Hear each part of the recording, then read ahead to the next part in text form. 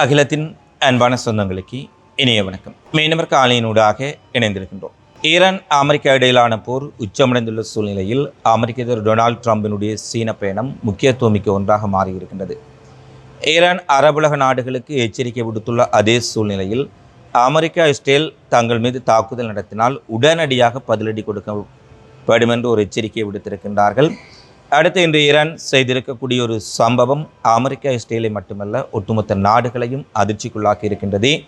டெஹ்ரானில் பாரிய நிலநடுக்கம் ஏற்பட்டிருப்பதாக ஈரானிய ஊடகங்கள் செய்தி வெளியிட்டிருக்கின்றார்கள். பாகிஸ்தான் ஆப்கானிஸ்தான் எல்லையில் இடம்பெற்ற மோதலில் உயிரிழந்தோரின் எண்ணிக்கை தொடர்பில் ஐநா ஒரு அதிர்ச்சிகரமான செய்தியை வெளியிட்டிருக்கின்றார்கள். இது சார்ந்து வெளியாக இருக்கக்கூடிய மிக முக்கியமான சம்பவங்களையும் செய்திகளையும் இந்த காணொளியில் பார்க்கலாம்.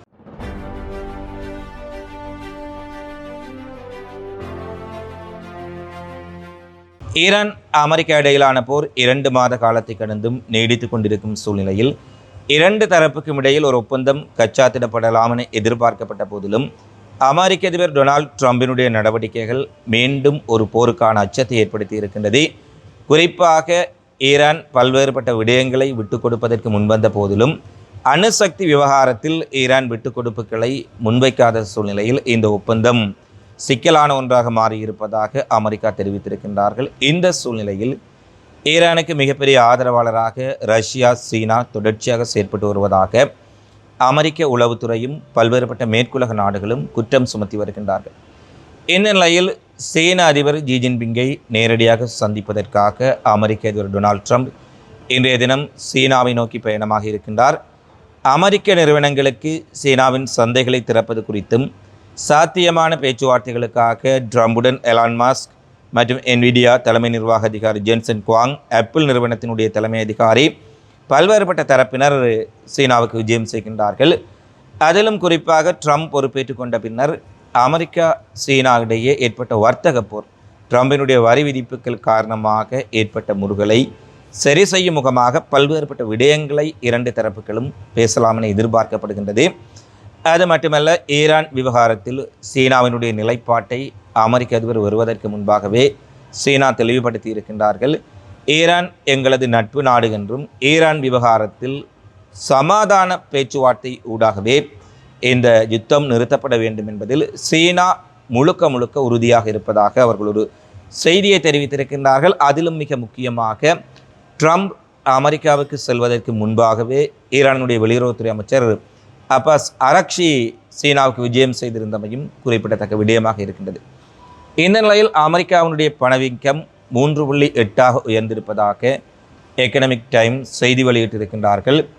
2023 ஆண்டு ஏற்பட்ட நெருக்கடிக்கு பின்னர் அமெரிக்காவில் ஏற்பட்ட மிக உயர்ந்த பணவீக்கமாக இது கருதப்படுகின்றது. 3 ஆண்டுகளில் முதல் முறையாக ஊதிய வளர்ச்சி பணவீக்கத்தை விட பின்தங்கி இருப்பதாகவும், ஹார்முஸ் ஜலச்சந்தி மூடப்பட்டதன் காரணமாக சர்வதேச ரீதியில் கச்சா எண்ணெயினுடைய விலை உயர்வு, பங்கு சந்தைகளுடைய விலை உயர்வு மற்றும் பல்வேறுபட்ட பொருட்கள் சேவைகளுக்கான கப்பல் போக்குவரத்தில் ஏற்பட்ட தடைகள் காரணமாக இந்த சிக்கல் ஏற்பட்டிருக்கலாம் என்ற செய்தி வழியாக இருக்கின்றது.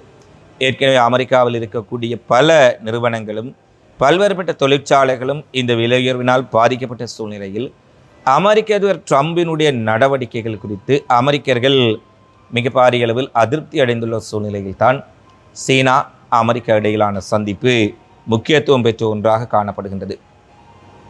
அடுத்து இன்று அமெரிக்காவினுடைய ஊடகங்களும் மேற்கத்திய ஊடகங்களும் ஒரு செய்தி வெளியிட்டிருக்கின்றார்கள்.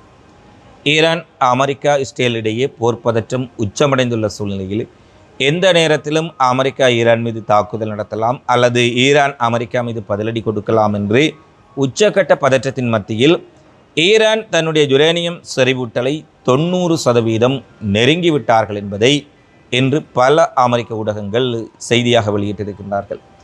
அதாவது ஒரு அணுவாயுதத்தை தயாரிப்பதற்கு தேவையான யுரேனியம் செறிவூட்டலை ஈரான் தற்போது நெருங்கி இருக்கின்றார்கள். எனவே அடுத்த கட்டம் அவர்கள் அணுவாயுதத்தை தயாரிப்பதற்கு ஒரு சில நாட்களே போதும் என்பதுதான் அந்த ஒரு அதிர்ச்சியான அறிவிப்பாக இருக்கின்றது. இது அதிர்ச்சி என்பது அமெரிக்காவுக்கும் இஸ்ரேலுக்கும் தான் அதிர்ச்சி.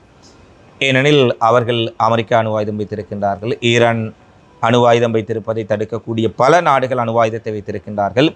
இந்த நிலையில் ஈரானினுடைய யுரேனியம் செறிவூட்டல் 90% அண்மித்திருப்பதால் அயதுல்லால் ஹமேனிக்கு பின்னர் வந்த மொஜ்தபா கமேனி தலைமையிலான இந்த அரசு அணு ஆயுதங்களை உருவாக்குவதற்கான வாய்ப்புகள் அதிகரித்திருப்பதான செய்திகள் வெளியாக இருக்கின்றன. இந்த நிலையில்தான் இந்த செய்திகளை உறுதிப்படுத்துவதைப் போல இன்றொரு சம்பவம் நடைபெற்றிருக்கின்றது.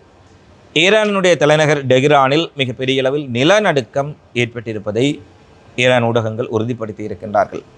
அதாவது ஈரானில் ஏற்பட்ட நிலநடுக்கம் நேற்றைய தினம் செய்திகள் வருகின்றன. ஈரானினுடைய யுரேனியம் செறிவூட்டல் 90% நெருங்கி இருக்கின்றது. அணு ஆயுதங்களை தயாரிக்கும் நிலைக்கு ஈரான் வந்து விட்டார்கள்.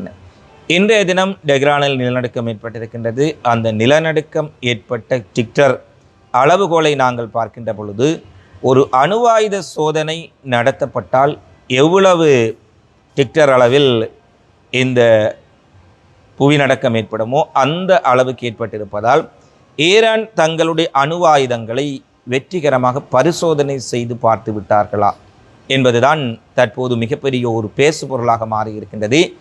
ஈரான் ஏற்கனவே குறிப்பிட்டிருந்தார்கள், புதிய அரசு பொறுப்பேற்றுக் கொண்ட பின்னர் எங்களுடைய இறையாண்மைக்கும் எங்களுடைய பாதுகாப்புக்கும் அச்சுறுத்தல் ஏற்பட்டால் அணு ஆயுதங்கள் தயாரிக்கக்கூடிய நிலை கூட ஏற்படும் என்று மொஜ்தபா கமேனியின் ஆலோசகர்கள் பல கருத்துக்களை முன்வைத்த சூழ்நிலையில் இன்று டெஹ்ரானில் ஏற்பட்ட நிலநடுக்கம் ஈரான் குறித்து ஏற்கனவே நேற்று பத்திரிகைகள் வெளியிட்ட செய்திகளை பார்க்கின்ற பொழுது ஈரான் எங்கே அணு ஆயுத சோதனையை நடத்திவிட்டார்களா என்பதுதான் பலருக்கு புரியாத புதிராக இருக்கின்றது.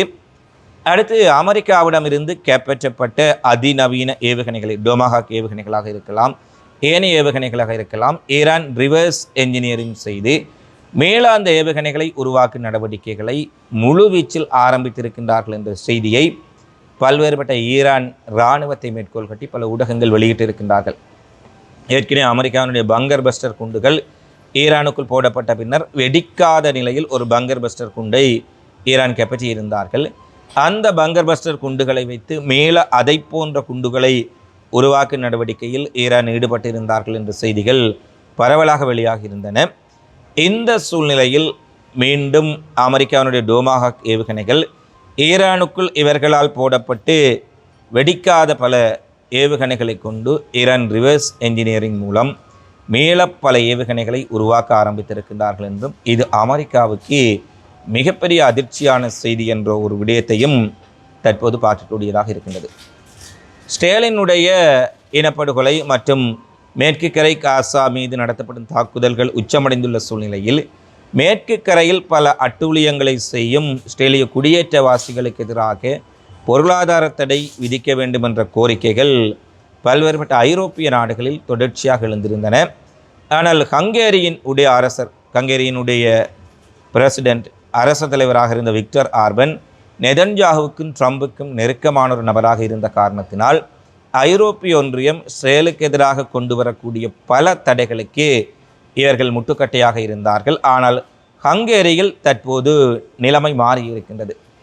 அதாவது ஹங்கேரியில் விக்டர் ஆர்பனினுடைய ஆட்சி முழுமையாக தோற்கடிக்கப்பட்டு ஜனநாயக ரீதியிலான இஸ்ரேலின் இனப்படுகொலைக்கு எதிரான ஒரு கொள்கை கொண்ட ஒரு ஆட்சி ஏற்பட்டிருக்கும் சூழ்நிலையில் ஐரோப்பிய ஒன்றிய தடைகளுக்கு ஹங்கேரி ஆதரவளித்துள்ள சூழ்நிலையில் இஸ்ரேலிய குடியேற்றவாசிகள் மீது மேற்கு கரையில் பலஸ்தீன் மக்களுக்கு எதிராக பல அட்டூழியங்களையும் அடாவடித்தனங்களையும் அத்துமீறி அவர்களுடைய பகுதிகளுக்குள் ஆக்கிரமித்து பல வேண்டத்தகாத நடவடிக்கைகளையும் செய்யக்கூடிய குடியேற்றவாசிகளுக்கு எதிராக ஐரோப்பிய ஒன்றியம் பலகட்ட பொருளாதார தடைகளை விதித்திருக்கின்றார்கள் என்ற செய்தி தற்போது வெளியாக இருக்கின்றது. எனவே ஹங்கேரியில் ஏற்பட்ட ஆட்சி மாற்றம் ஐரோப்பிய ஒன்றியத்தின் இஸ்ரேல் தொடர்பான முடிவுகளில் மிகப்பெரிய மாற்றங்களை கொண்டு வந்திருப்பதை பார்க்கக்கூடியதாக இருக்கின்றது. அடுத்து ரஷ்யா உலக நாடுகளுக்கு மிகப்பெரிய ஒரு அதிர்ச்சியை கொடுத்திருக்கின்றார்கள். அணு ஆயுதங்களை சுமந்து செல்லக்கூடிய அதிநவீன ட்ரேடார்களால் இடைமறிக்க முடியாத சர்மாத் ஏவுகணைகளை அவர்கள் வெற்றிகரமாக பரிசோதனை செய்து அது போர் பயன்பாட்டிற்கு வருவதற்கு அங்கீகாரம் அளித்திருப்பதாக கிரெம்லின் மாளிகை தெரிவித்திருக்கின்றார்கள். ஈரானுடைய இந்த ஷர்மாட் ஏவுகணைகள் யாராலும் தடுக்க முடியாத மிகப்பெரிய அளவில் அணு ஆயுதங்களை சுமந்து நீண்ட தூரம் சென்று தாக்கக்கூடிய ஏவுகணைகளாக காணப்படுகின்றது. குறிப்பாக இந்த ஏவுகணைகள் 35,000 கிலோமீட்டருக்கும் அதிகமான தூரம் சென்று தாக்கும் திறன் கொண்டவை என ரஷ்ய அதிபர் புடின் தெரிவித்திருக்கும் சூழ்நிலையில் இந்த வெற்றிகரமான ஏவுகணை சோதனை என்பது ரஷ்யா தன்னுடைய நாட்டில் இருந்தபடியே அமெரிக்கா உட்பட உலகின் அனைத்து நாடுகள் மீதும் அணு ஆயுத தாக்குதலை நடத்தும் வல்லமை பெற்ற நாடாக மாறியிருப்பதான செய்திகள் தற்போது வெளியாக இருக்கின்றன. ஒரே நேரத்தில் ஈரான் அணு ஆயுத சோதனை நடத்தி இருக்கின்றார்களா, அங்கு ஏற்பட்ட புவிநடுக்கம் தொடர்பான அச்சங்கள் அமெரிக்காவையும் கூட்டாளிகளையும் ஆட்டிப்படைக்கும் நேரத்தில் தற்பொழுது ரஷ்யா 35,000 கிலோமீட்டர்கள் பறந்து சென்று தாக்கக்கூடிய அணு ஆயுதங்களை சுமந்து செல்லும் சர்மாட் ஏவுகணைகளை பயன்பாட்டுக்குள் கொண்டு வருவது பேரிடியாக அமைந்திருக்கின்றது. இறுதியாக ஆப்கானிஸ்தானில் தலிபான் படைகளுக்கும் பாகிஸ்தான் இராணுவத்திற்கும் இடையே கடந்த 4 மாதங்களில் ஏற்பட்ட மோதலில் மட்டும் 372 பொதுமக்கள் கொல்லப்பட்டதாகவும் 400 வரையிலான பொதுமக்கள் காயமடைந்திருப்பதாகவும் அதிர்ச்சியான செய்தியை ஐநா வெளியிட்டிருக்கின்றார்கள்.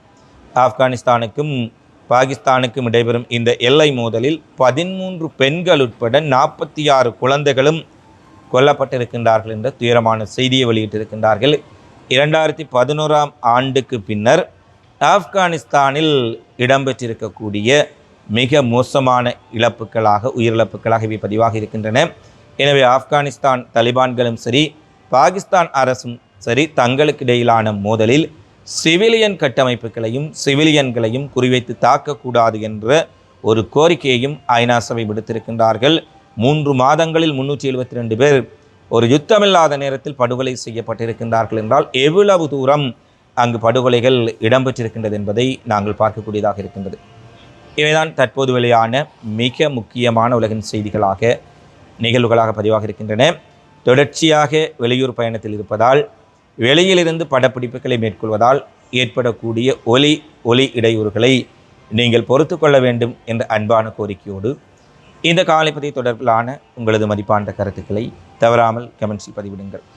மீண்டும் அடுத்த காணொளியில் உங்களை சந்திக்கும் வரை உங்களிடமிருந்து விடைபெறும் நான் உங்கள் அன்பின் சந்துரு. வணக்கம்.